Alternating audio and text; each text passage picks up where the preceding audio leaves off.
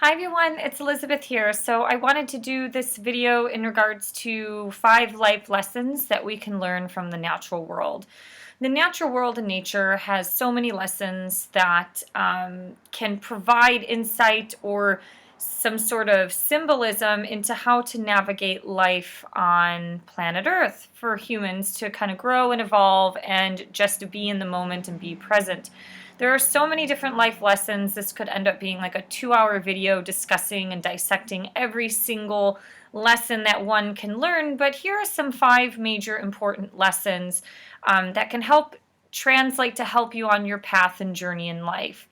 So the first thing is that nature doesn't hurry. So if you look at everything in nature, there is some form of a divine timing or just a still and a presence within nature that everything happens according to a plan. And this plan is really difficult for the logical mind to comprehend and understand.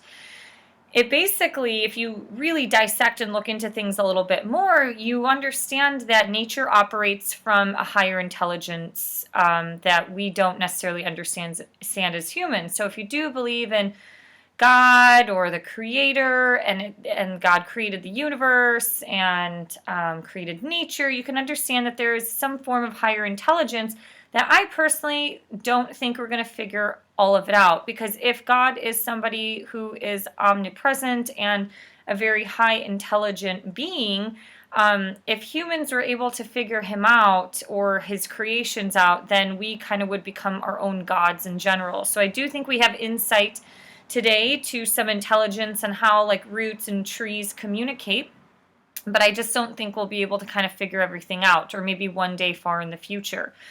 But nature just doesn't hurry, so everything happens according to plan, and that's very symbolic to the transition of the seasons. So things happen in the spring that are differently as what happens in autumn and fall. The rebirth versus kind of that dying out plan gives us respect to understand how to be in the moment and to just respect and understand that we are, and trust that we are on our path or the certain trajectory in life.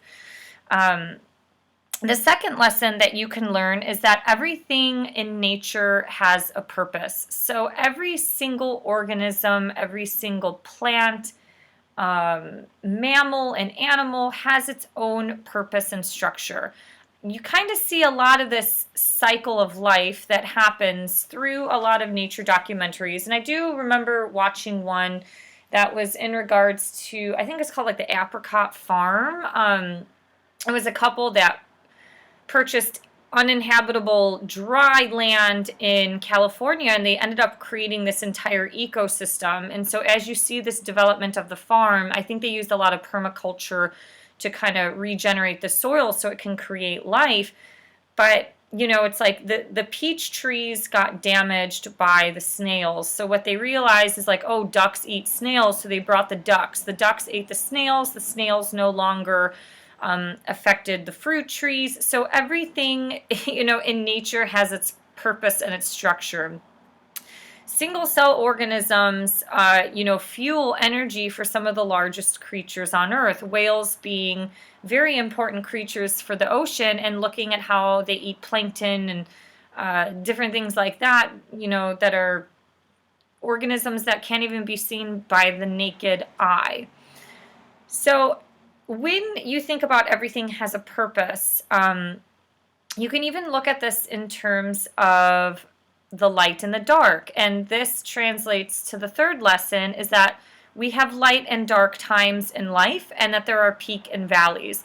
So the light and the dark, can be very symbolic to good and bad times. Generally, if you look at a mountain, there are peaks and valleys. Sometimes you're high, sometimes you're low. Now, on planet Earth, the greatest, most grand mountain, Mount Everest, is the tallest peak on the planet. But at that peak, on the other side, it goes down. And so that's what we see the stock market as. It's kind of what we see life. A lot of times life, you're trying to get from point A to point B. Sorry, I'm doing this backwards. Point A to point B. But it's not linear. It's very up and down. So generally when you hit rock bottom, things kind of go up from there. Now you have the choice to stay down. I mean, assuming homelessness is a great example. If you hit rock bottom and things, go bad in your life, or you get hooked up on drugs, and then, things become a little irresponsible. If you continue on that path, most likely you will stay homeless. There's a lot of people, they're homeless, but they, try to get a job or try to get some social help to get them back into, being work able and back into the system. So, but for most people in life, when you hit rock bottom, you can only go so far until things go up. So that's very symbolic that the good and the bad times are up and down.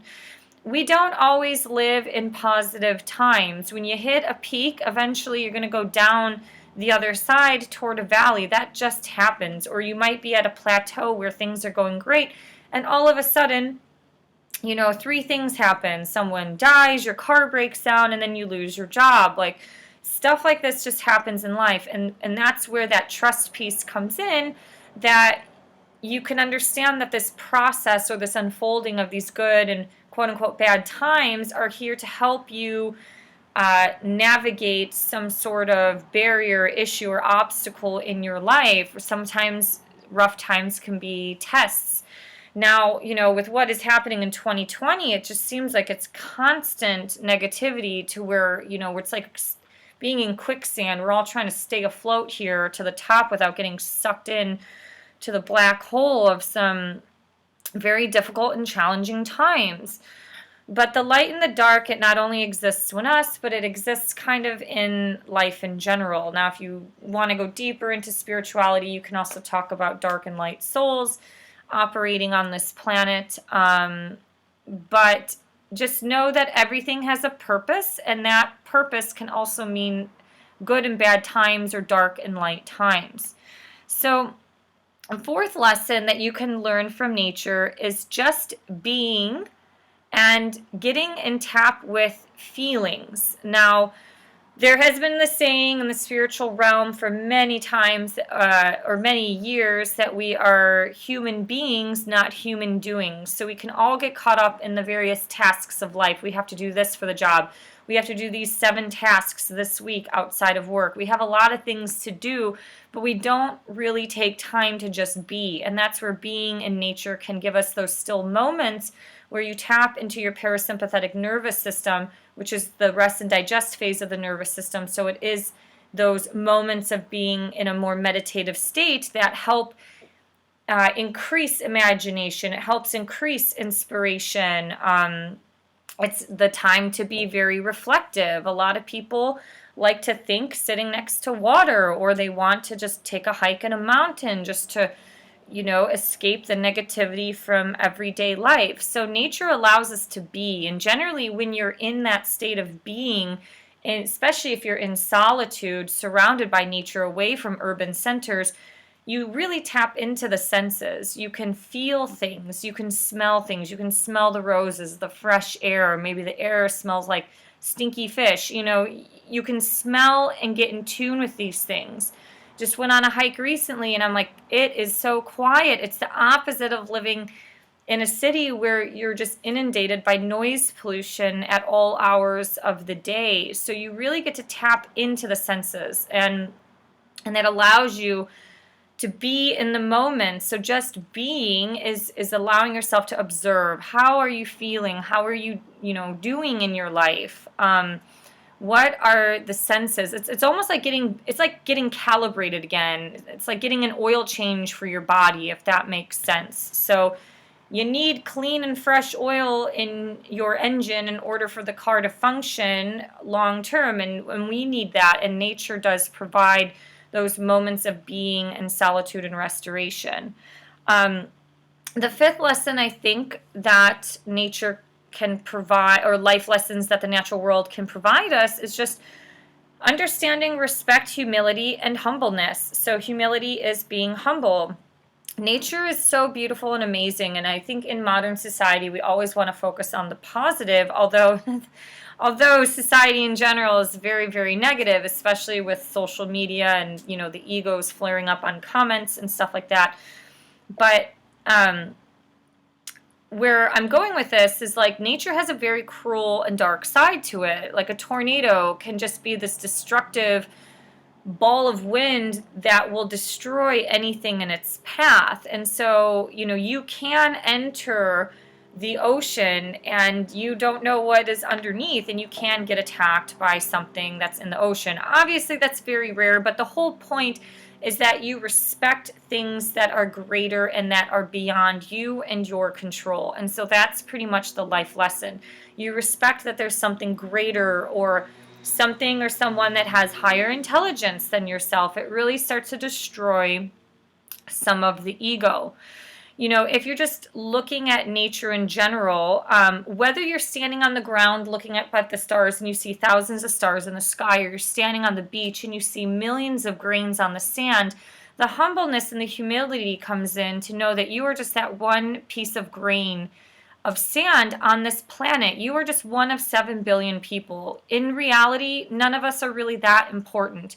We as humans have made ourselves seem more important than who we are, especially with stardom and famous and being like a reality television star, or you can go on a birthday website to look up who was born on April 3rd, and now you're starting to see like, oh, here's a YouTube celebrity. So, it's like the common folk, everyone's trying to be famous these days, but in reality, we're just one piece of grain, or sorry, we're just one grain of sand in this planet of this fabric of 7 billion people, of this entire globe that's trying to do some things in life.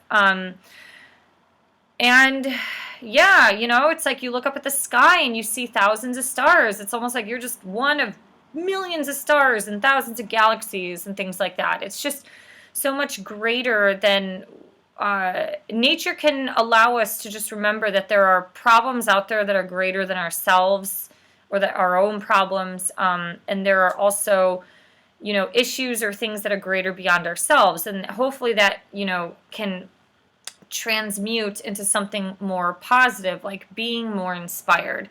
It's not easy navigating life today with humans the way that we've been socially engineered and programmed. I've said this in another video that I haven't published, but it's like, if you look at social media and how it's just destroyed the way we interact with people, most people don't act like this in normal life. And I kind of wonder, I look back in college, I was in college in 2003 to 2008 during the Bush era, and like a lot of us hated Bush, but nobody acted this way. And I just think it's that can of worms that's been opened, and, trying to battle against algorithms and virtual reality and all this stuff. It's just, life is really difficult. So it's not saying to worship nature, it's just saying that there are many lessons in nature, and nature in itself is very healing, and it allows us to get calibrated. It's finding homeostasis. It's allowing ourselves to release the negativity. Mother Earth can handle a lot, and it's like we learned in Reiki many moons ago when I studied that, is like, you make a little hole in planet Earth and you just shove that negative energy down, and Mother Earth will take care of it and transmute it to something else.